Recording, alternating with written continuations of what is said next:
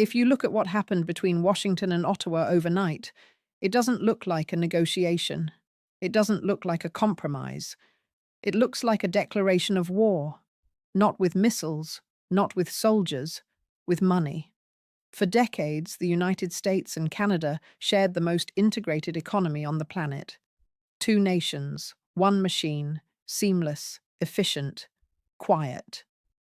But as of this morning, that machine is on fire. Donald Trump didn't just impose tariffs, he went further than anyone expected. He signed an executive order invoking emergency economic powers against Canada, the country that has fought beside America in every major conflict since World War I. The country that took in stranded American passengers on 911s, the country that shares the most complex supply chain relationship in the history of global commerce. He called them a national security threat. And Mark Carney's response, he didn't protest, he didn't beg, he didn't pick up the phone, he picked up a pen. And what he signed in. The last 12 hours is going to reshape the global economy for a generation. The shockwaves are already rippling through Wall Street, through European markets, through energy futures, and straight into your bank account. Trump is raging. Congress is panicking, and most of the media is still talking about the wrong story. In the next few minutes, I'm going to show you exactly what Carney just did, why the White House never saw it coming, and why the world you wake up in tomorrow is fundamentally different from the one you went to sleep in last night. So, let's rewind the clock 72 hours and trace exactly how we got here. It started with silence, and that silence should have been a warning. After the initial tariff standoff, the one where Carney publicly rejected Trump's ultimatum, the world expected fireworks. Cable news was camped outside the Canadian embassy. Reporters were refreshing Truth Social every 30 seconds. Everyone was waiting for the next explosion, but nothing happened. For 3 full days, Ottawa went dark. No press conferences, no leaks, no statements. The Prime Minister's office said only that Canada is evaluating all available options. In Washington, they took the silence as surrender. Fox News ran a chyron that said, "Canada folds under pressure." Trump posted a victory lap on Truth Social at midnight, calling Carney a failed banker who learned his lesson. Senior White House officials briefed reporters on background that Canada had reached out privately to negotiate. That was a lie. Canada hadn't called anyone. They were building something, and nobody in Washington understood what it was until it was too late. At 6 a.m. Eastern yesterday morning, before the markets opened, before Trump had his first Diet Coke, Mark Carney held a press conference. But it wasn't in Ottawa. It was in Brussels, standing next to the President of the European Commission, and the Prime Minister of Japan appeared via live feed on a screen behind them. Carney announced 3 things simultaneously, and each one hit Washington like a freight train. Announcement number 1. The Canada-EU Emergency Economic Partnership. Not a trade deal, not a memorandum of understanding. A full emergency economic partnership with fast-tracked mutual recognition of standards, shared regulatory frameworks, and preferential market access. Because the groundwork had been laid for months, Carney had seen this coming. He had been preparing since the day he took office. While Trump was tweeting, Carney was negotiating while the White House was celebrating. Ottawa was on encrypted, calls with Brussels at 3 a.m. The agreement effectively gives Canadian manufacturers, farmers, and energy producers a backdoor into the European market. If the US doesn't want Canadian goods, Europe does, and they just rolled out the red carpet, receipt number 1. Within 90 minutes of the announcement, the euro-Canadian dollar pair moved more than it had in 6 months. European energy stocks surged. Canadian oil sands companies that had been hammered by tariff fears shot up 9% before lunch. The money moved before the politicians even understood what happened. Announcement number 2, the Pacific Corridor Energy Accord. This is the one that made the White House go pale. Canada announced a fast-tracked agreement with Japan and South Korea to redirect liquefied natural gas and heavy crude exports across the Pacific. They're accelerating pipeline and port construction on the British Columbia coast using emergency infrastructure powers. Carney invoked national economic security to bypass the environmental reviews that had been stalling these projects for a decade. Read that again. The man who ran the Bank of England, who lectured the world on climate finance, just bulldozed environmental regulations to build pipelines. Not because he doesn't care about the environment, because he understands that survival comes before ideology. He is telling the world, and telling Trump very clearly, that Canada will no longer be a captive supplier. The days of the US being Canada's only energy customer are over. And the timeline isn't 10 years. It's 18 months. Now, here's why this terrifies Washington. The entire US energy strategy in the Midwest and Gulf Coast is built on the assumption that Canadian crude will always flow south. American refineries were literally engineered to process Canadian heavy crude. You can't just switch suppliers like changing a channel. Those refineries would need billions of dollars in retrofitting to handle lighter crude from the Middle East. Billions and years. Carney knows this. He knows those refineries are hostages. He doesn't have to cut off the oil today. He just has to prove that he can cut it off tomorrow. And yesterday, he proved it. Receipt number 2. US refinery stocks dropped 6% across the board. Marathon Petroleum, Valero, Phillips, 66. All of them fell off a cliff. Analysts at Goldman Sachs issued an emergency note to clients. The title was 2 words, supply risk. That is Wall Street code for we are not okay. Announcement number 3, and this is the one that nobody saw coming, the Digital Alliance. Carney announced that Canada is forming a joint digital infrastructure and AI development pact with the European Union, the United Kingdom, Japan, and Australia. Shared data standards, shared AI safety frameworks, mutual recognition of digital intellectual property. And here's the knife. The agreement specifically excludes the United States. Let me say that again. 5 major Western economies just created a technology alliance, and they left America out of it. This is unprecedented. This has never happened. The US has been at the center of every major Western economic and technological framework since 1945. And in one morning, Mark Carney kicked them out of the room. Why does this matter? Because the next industrial revolution runs on data and AI. Whoever sets the standards controls the future.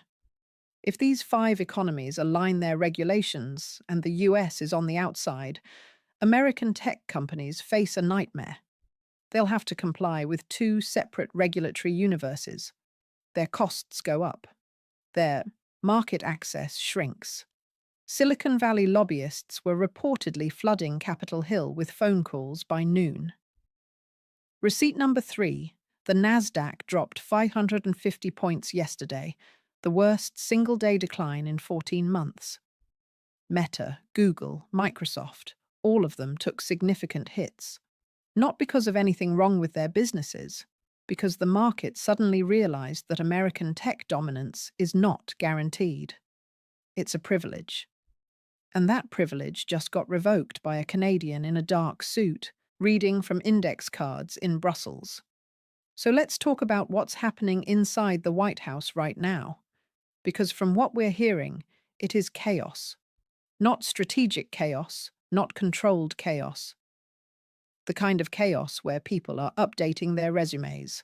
Trump's economic advisors are split into 2 camps. Camp 1 says, hit back harder, expand the tariffs, sanction Canadian banks, freeze Canadian assets, go full economic warfare. Camp 2 says this is a catastrophe. They're saying Carney just outflanked us on every front, and we need to de-escalate immediately before the market losses become permanent. The problem is that Trump isn't listening to either camp. He's listening to his gut, and his gut is telling him what it always tells him. Never back down. Never apologize. Double down and attack. He's posted 14 times in the last 12 hours. He called Carney a puppet of European socialists. He called the EU agreement a joke that will collapse in a week. He threatened to pull the US out of NATO. Again, he suggested imposing sanctions on Canadian banks. On Canadian banks, the banking system that is consistently rated the most stable in the G7. The same banking system that survived 2008 without a single failure while American banks were collapsing like dominoes. But here's what Trump isn't doing. He isn't picking up the phone. He isn't sending an envoy. He is all fist and no handshake, and the world is watching, and the world is drawing conclusions. Let's talk about Mark Carney's strategy here, because it is genuinely brilliant. And I don't say that as a political endorsement. I say that as someone who studies power dynamics. Carney understood something fundamental that Trump doesn't. In the 21st century, economic power isn't about size, it's about connectivity. The United States is the largest economy in the world. That's true. But being the largest doesn't mean much if everyone else decides to root around you. Think of it like the intern. That's what Carney is building a bypass. He's not trying to defeat the US. He's trying to make the US optional. And that is a far more dangerous threat than any tariff. Trump understands transactions. You give me this, I give you that. He does not understand networks. He doesn't understand that when you bully one node in a network, the other nodes reorganize. They find new paths. They build new connections. And once those new connections exist, they don't disappear when you stop bullying. They're permanent. Every trade deal Carney signs this week is a nail in the coffin of US economic centrality. Not because any single deal replaces the US market, but because collectively they prove that the US market is not the only game in town. And once the world believes that, truly believes it, the leverage Washington has enjoyed for 80 years evaporates. This is what the White House doesn't understand. They think they're in a negotiation. They're not. They're in a restructuring. Carney isn't negotiating with Trump. He's negotiating with the future. And Trump isn't even in the room. Now, let me tell you why you should be scared. Not worried. Scared. Because the consequences of this aren't theoretical. They're happening right now. If you live in Michigan, your state's economy is built on the auto supply chain that crosses the Canadian border. That supply chain is now under threat. Every day this continues. Manufacturers are exploring alternatives. They're looking at Mexico. They're looking at overseas suppliers. Once those relationships form, the jobs don't come back when the tariffs end. They are gone forever. If you live in Minnesota or Wisconsin or North Dakota, your energy costs are about to become unpredictable. Canadian energy flowing south is what keeps your heating bills manageable and your factories competitive. If that flow gets redirected to the Pacific, even partially, you're competing with Japan and South Korea for the same barrel of oil. Your costs go up, your competitiveness goes down. If you work in tech, the Digital Alliance Carney, just built, means your company now faces regulatory fragmentation. The compliance costs alone could wipe out margins for mid-sized tech firms. And for the big players, it means a world where American standards aren't the default anymore. That's not a trade inconvenience. That's an existential shift. If you have a 401k, look at it today. Then look at it again on Friday. The volatility we're seeing isn't a blip. It's the market repricing, the entire concept of American economic leadership. 30 years of assumed dominance is being unwound in real time. And your retirement is caught in the gears. But beyond the economics, there's something deeper happening here. Something that should keep every American awake at night. The moral authority of the United States is collapsing, not because of enemies, because of choices. When your closest ally, the nation that literally shares your values, your language, your border, your blood, when that ally looks at you and says, "We can't trust you anymore," the rest of the world takes notes. Denmark is taking notes. Australia is taking notes. Every country that has ever relied on Washington's word is now running the same calculation. If they did this to Canada, what would they do to us? And the answer to that question is reshaping alliances, trade routes, and military partnerships across the globe as we speak. This isn't just about tariffs. This is about the architecture of the free world, and that architecture is cracking. So where does this end? I see two paths and no middle ground. Path 1. Cooler heads prevail. Corporate America, led by the auto industry, the energy sector, and big tech, descends on Washington with a unified message. Stop this now. Republican governors in border states break their silence and publicly demand a resolution. Trump, facing collapsing poll numbers and market chaos, agrees to a face-saving summit. Carney, ever the technocrat, offers him an off-ramp, a revised framework that gives Trump something he can call a victory while preserving Canada's sovereignty. The new trade deals with Europe and Asia stay in place. But the immediate crisis cools. This is the hopeful path. It requires Trump to do something he has never done in his life. Accept a draw. Path 2. The spiral. Trump retaliates against the EU agreement. He imposes secondary sanctions on European companies that participate in the Canada partnership. Europe retaliates against the US. Japan pulls back from US Treasury purchases. The dollar weakens. The global economy fractures into competing blocs. We enter a period of sustained deglobalization that makes the 2008 financial crisis look like a practice round. Nobody wins, everyone bleeds, and the liberal international order that kept the peace for 80 years finally dies. Not with a bang, but with a tariff. I think we're on path 1, but I thought that 3 days ago too. And then Carney went to Brussels.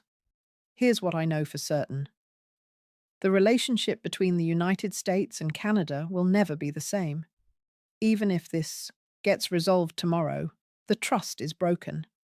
You can't unring that bell. Canada now knows that the US will treat it like an adversary when it's politically convenient. And Canada has now proven that it has options. That changes the calculus permanently. Carney didn't just stand up to Trump. He showed the world a blueprint